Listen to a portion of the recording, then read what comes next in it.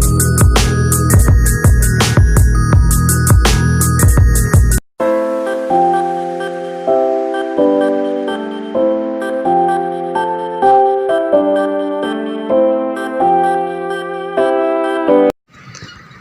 विद्यार्थियों, मेरे चैनल में आप सभी का स्वागत है।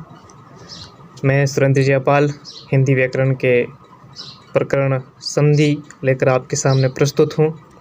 आज अपन अध्ययन करेंगे हिंदी व्याकरण का महत्वपूर्ण टॉपिक संधि, जो सभी प्रतियोगी परीक्षाओं एवं क्लास थर्ड से लेकर 12 तक इम्पोर्टेंट प्रकरण है। तो आज शुरू करते हैं। सर्वप्रथम संधि की क्या परिभाषा है, इसके बारे में विस्तारित रूप से अपन अध्ययन करेंगे। तो देखते हैं संधि कहते किसे हैं, संधि की क्या परिभाषा है। तो सिंपल सी बात है कि संधि दो शब्दों से मिलकर बनी है। एक है सम और धी। सम धन धी शब्द से मिलकर बना है संधि शब्द। शब्द का अर्थ मेल या जोड़ है। संधि शब्द का अर्थ है मेल या जोड़। अपन इतिहास जब पढ़ते हैं इस इतिहास में संधि शब्द आता है। जैसे राजाओं के मध्य संधि हुई, तो स्पष्ट रूप से संधि शब्द का अर्थ है वो अर्थ होता है जोड़ या मेल कराना या फिर जोड़ना। तो दो निकटवर्ती संधि की परिभाषा देखें अपन, तो दो निकटवर्ती वर्णों के परस्पर मेल से जो विकार से तात्पर्य है परिवर्तन होता है, वह संधि कहलाता है। यानी कि परस्पर दो वर्णों के मेल से जो ध्वनि में विकार उत्पन्न हो, उसे अपन क्या कहेंगे, संधि कहते हैं। विकार से तात्पर्य परिवर्तन है मित्रों। तो संस्कृत, हिंदी एवं अन्य भाषाओं में परस्पर स्वरों या वर्णों के मेल से उत्पन्न विकार को संधि कहते हैं। पर चाहे हिंदी हो या संस्कृत भाषा हो या अन्य भाषा हो, परस्पर स्वर या वर्णों के मेल से उत्पन्न विकार को अपन संधि कहते हैं। जैसे सम धन तोष, तो विकार उत्पन्न हो गया और क्या बना शब्द, एक नया शब्द बना संतोष। देव धन इंद्र देवेंद्र, इसी प्रकार भानु धन उदय, तो भानु उदय। अब देखते हैं संधि के भेद। संधि की परिभाषा एक बार पुनः मैं बता देता हूँ कि संधि दो शब्दों से मिलकर बनी है। सम धन धी, जिसका शब्द का अर्थ होता है मेल या जोड़।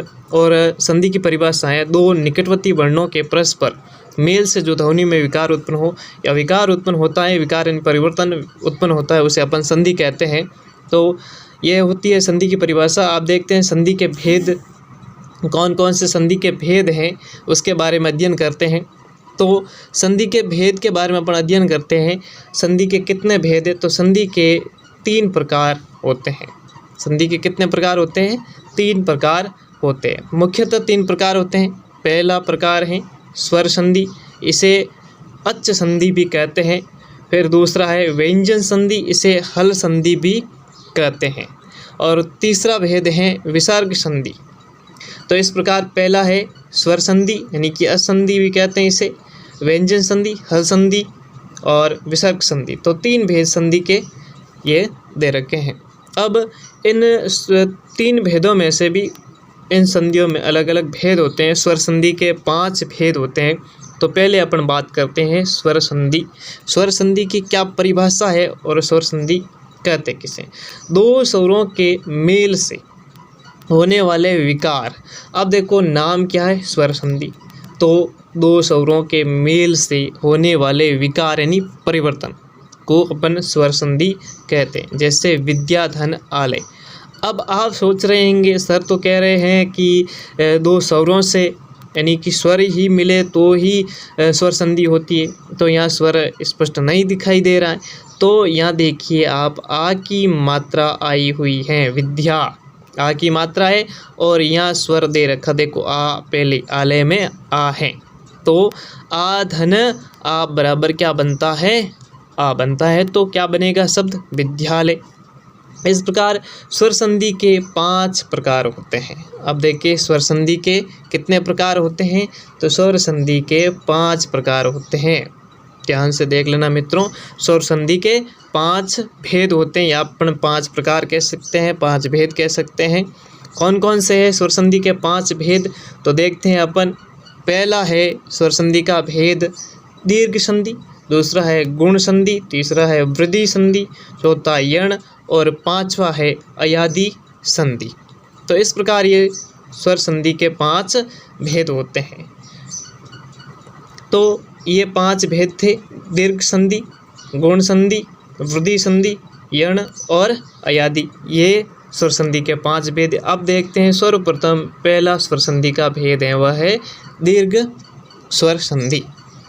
दीर्घ स्वर संधि किसे कहते हैं, तो सूत्र है अक श्रवण ही दीर्घ, अर्थात अक प्रत्याहार के बाद उसका श्रवण आए तो दोनों मिलकर दीर्घ बन जाते हैं। श्रवण यानी उसी का जाति का वर्ण आए तो वह क्या बन जाएगा, दीर्घ स्वर बन जाएगा। स्वर्ण तात्पर्य जैसे धन आ जाए तो क्या बनेगा, आ बन जाएगा। क्या बन जाएगा, आ बन जाएगा।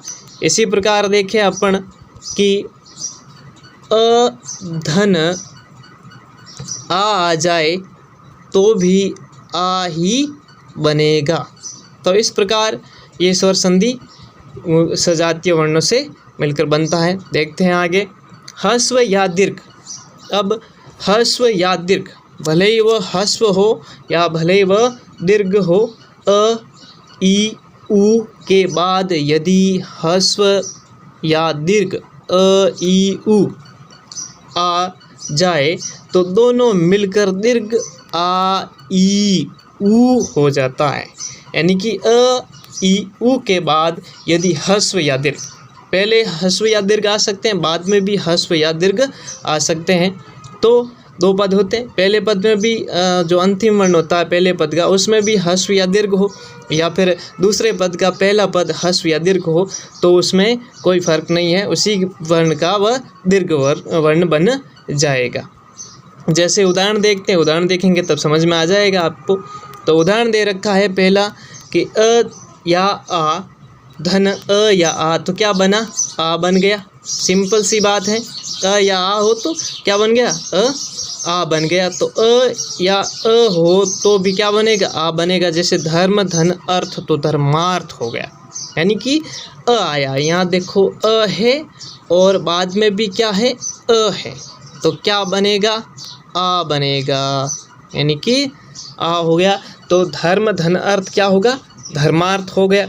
इसी प्रकार अगला देखें, अ धन आ बराबर क्या बन गया, आ। और दूसरा देखें अपन, दूसरा शब्द दे रखा है हिम धन आलय। तो हिम धन आलय तो बन गया शब्द हिमालय। यहाँ भी क्या है, पहले वाले पद में अंतिम वर्ण अ की मात्रा और दूसरे पद में पहले वर्ण पर आ की मात्रा, तो दोनों मिलकर क्या बन गए, आ बन गए। इसी प्रकार देखें, पुस्तक धन आलय तो पुस्तकालय। यहाँ भी पहले वाले में अ है अंतिम वर्ण और दूसरे में आ आया है, तो क्या बन गया, आ बन गया।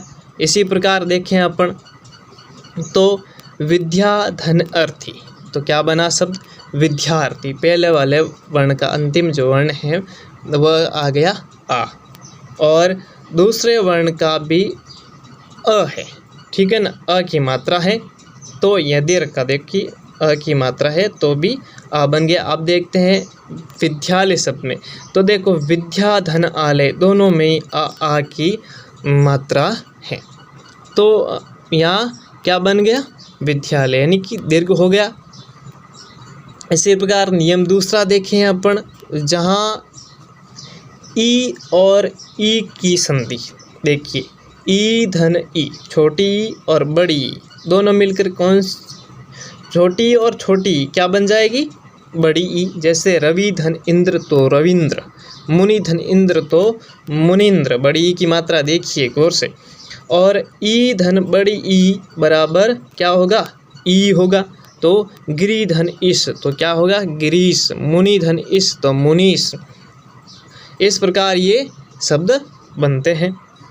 फिर अगला नियम देखें अपन, तो ई बड़ी ई पहले है, फिर छोटी ई तो बड़ी ई बन जाएगी। जैसे मही धन इंद्र महेंद्र, नारी धन इंदु नारिंदु, ई धन ई बड़ी धन बड़ी ई हो तो भी बड़ी ई ही बनती है। जैसे नदी धन इस तो नदीस, मही धन इस महिष। तो इस प्रकार ये संधि होगी। अब देखिए तीसरा इसका नियम है ऊ धन ऊ की संधि। तो ऊ धन ऊ की संधि देखें अपन, इसमें नियम कहता है कि ऊ धन ऊ के बाद ऊ धन ऊ आ जाए, भले छोटा ऊ आए या बड़ा ऊ, तो क्या बनेगा? बड़ा ऊ ही बनेगा। ये देखिए उदाहरण देखिए आप, ऊ, अब देखिए ऊ धन ऊ है तो बड़ा ऊ बन गया। जैसे भानु धन उदय, पहले में भानु ऊ की मात्रा लगी हुई है, छोटा ऊ है, बाद में उदय ऊ है, तो यहाँ हो जाएगा बड़ा ऊ और क्या बन गया शब्द? भानुदय। जैसे विदु धन उदय तो क्या हो गया? विदुदय। ऊ धन बड़ा ऊ तो भी बड़ा ऊ बनेगा। लघु धन उर्मी तो लघुर्मी, सिंधु धन उर्मी तो सिंधुर्मी।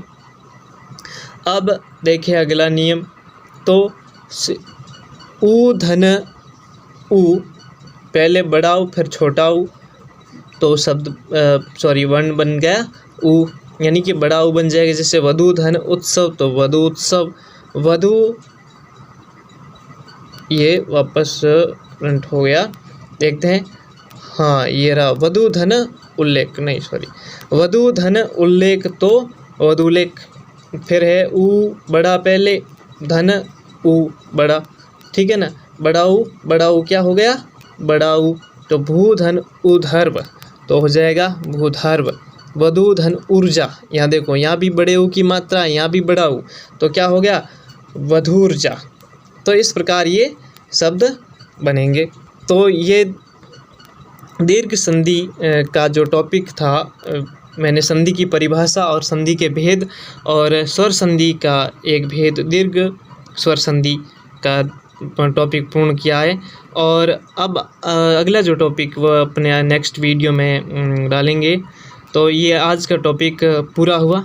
देखते रहिए, मस्त रहिए और मेरे चैनल को सब्सक्राइब ज़रूर करें, वीडियो को लाइक शेयर कमेंट ज़रूर करें। धन्यवाद।